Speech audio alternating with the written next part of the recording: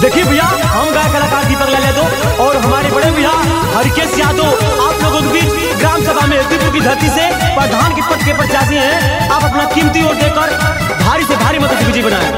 भैया हरकेश के जितैया हो, भैया हरकेश के जितैया हो, भैया परधारी के चुनाव में कहे मरा मुहर लगैया हो, भैया परधारी के चुनाव में। याद कर बात ना भूलैया हो, याद कर बात ना भूलैया हो, भैया परधारी के चुनाव में कहे मरा मुहर लगैया हो, भैया परधारी के चुनाव में। ये भैया ये दादा ये दादी सुनी सभे हमरे हरकेश यादव के कैमरा पे मोहर लगा के भारी से भारी मतों से विजयी बनाई। याद रखी इनकर चुनाव चिन्ह कैमरा बाटे।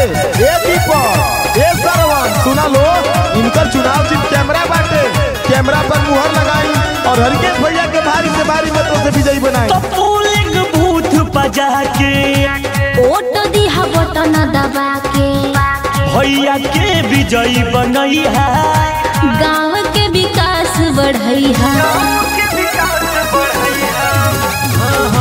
तो पोलिंग बूथ पे जाके वोट दिहा बटन दबा के भैया के विजयी बनैया, गाँव के विकास बढ़ैया।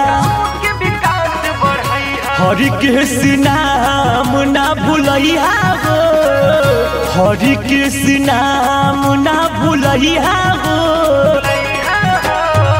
हरकेश नाम ना भूलैया हो, भैया परधारी के चुनाव में कहे मरा मुहर लगैया हो, भैया परधारी के चुनाव में। मेहदीपुर के नौजवान साथियों, अगर विकासशील प्रत्याशी चुनना चाहते हैं तो हरकेश यादव को चुने। याद रखें इनका चुनाव चिन्ह कैमरा। कैमरे पर मुहर लगाएं और भारी से भारी मतों